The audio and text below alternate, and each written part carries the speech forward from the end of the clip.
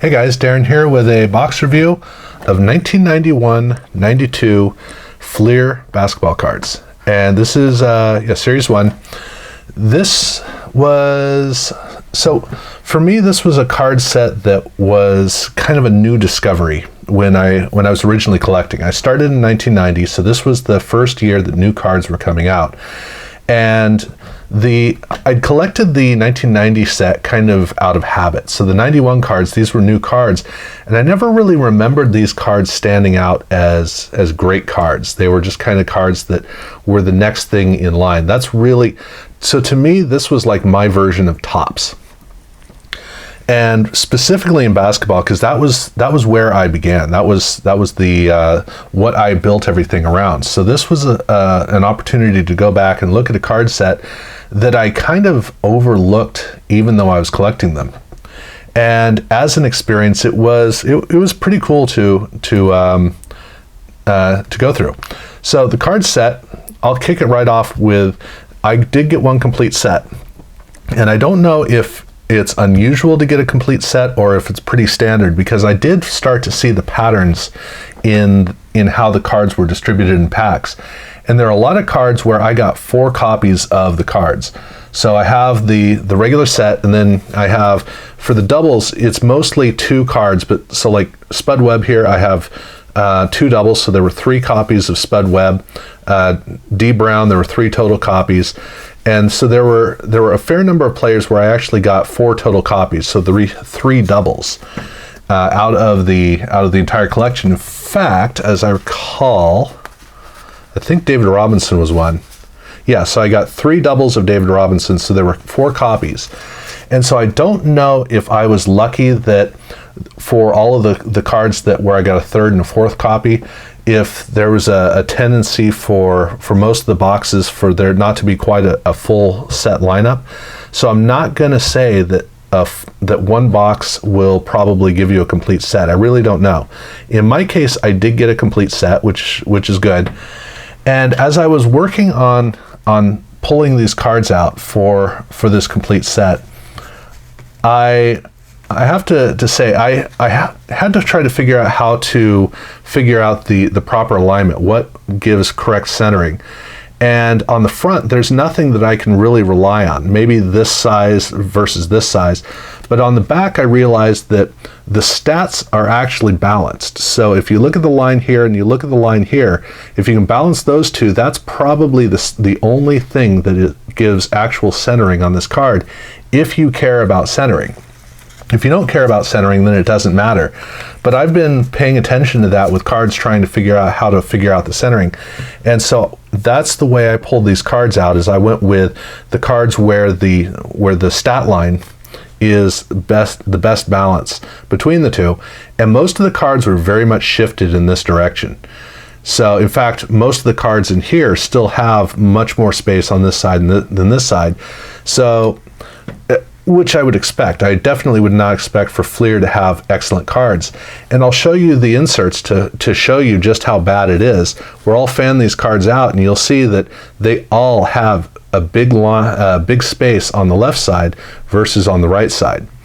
And right off the bat, I got 6 cards for a 6-card set, but I'm missing 1 card because I got 2 Jordans. And as you can see, this is the better centered Jordan, and it is way off in the box that I got. So I'm not expecting that 91-92 Fleer, you're going to be seeing a lot of well-centered cards. Here it shows up, here it doesn't. About the only cards where you're able to really see the centering is on the coaches and the subset cards at the end, where here you actually do have a proper border around the outside. So Bob Weiss here this is a very well-centered card for this set.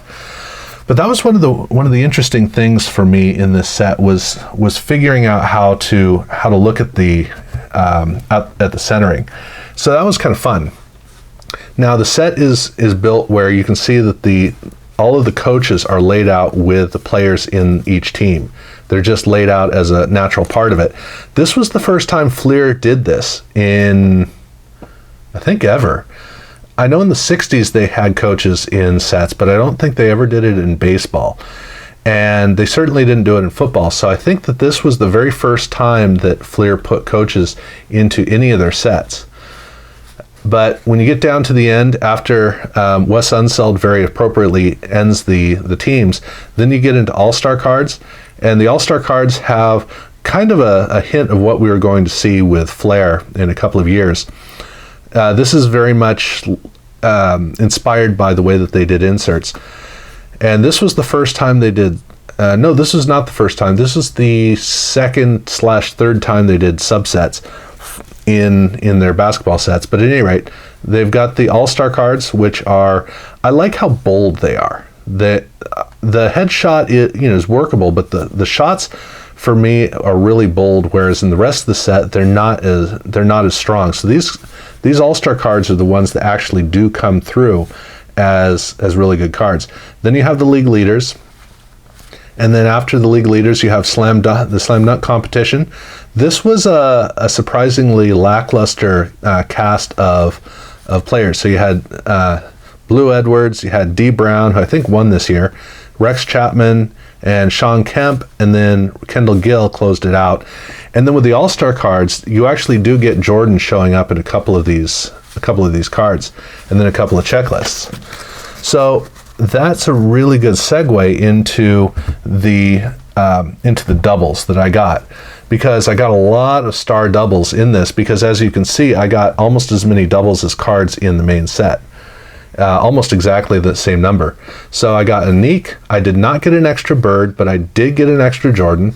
I got an extra Scottie Pippen, 2 extra Isaiah Thomases, so no Dennis Rodman. I got 3 Chris Mullins.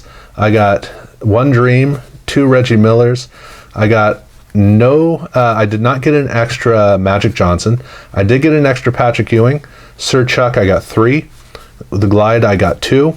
As I showed you before, David Robinson, I got 3, this is really cool. I like the shot up with the rafters. That's the shot's too dark, but I like, if you pay attention to it, this is a pretty cool shot. Then you got 2 Kemps, and then I got 1 Gary Payton, and I got 2 Malones. I did not get an extra John Stockton, and then I got 2 extra Michael Jordan All-Star cards. I got 1 extra Neek, 2 extra Sir Chuck All-Star cards, 1 extra Dream, 3 extra Patrick Ewings, an extra Malone, and then I did not get an extra Jordan League Leader, but I did get 2 extra Stocktons, and 1 extra David Robinson, 1 extra Reggie Miller, and then I got about half of the All-Star cards in doubles. This one does have Jordan on it, and I believe that's Jordan doing the layup there as well. So those are technically both Jordan cards. But as you can see, there are a lot of pretty high quality subset cards here in this set, because they kind of packed the star players into the subsets. So that was good. And as for inserts, I don't know. Let's see. I don't think they were mentioning inserts on the backs of packs at this time. They're only talking about the Provisions.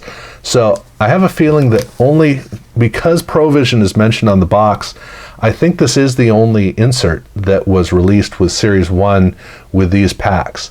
So I guess that the Dominique Wilkins cards were in like rack packs or something like that.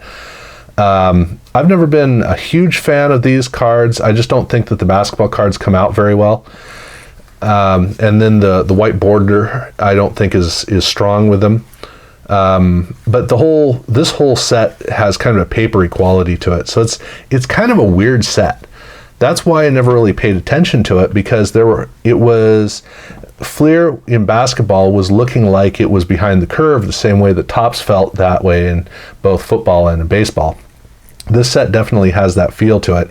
And I mean, you can see the quality with the centering, which is just shot to pieces.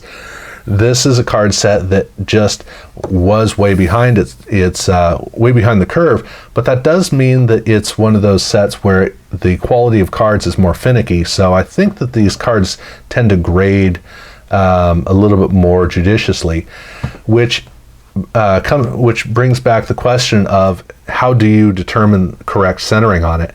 And I really don't know. They all come out of the packs well, but that's one of those things where I don't care about grading, but I am starting to pay attention to pulling out well-centered cards for the first time, and that's kind of fun. But there's not a lot else to say about this release, because one insert, you see how the set's laid out. And I will say that going through the packs, the images never grab me, and the fact that the cards kind of go back and forth in orientation from time to time is kind of weird. So it's not exactly a card set that is the greatest experience going through. But I kind of enjoyed it because the colors are really strong, and that ironically is the big thing about these cards, is that the colors are good. So it's definitely a major upgrade over the 1990 set as far as I'm concerned.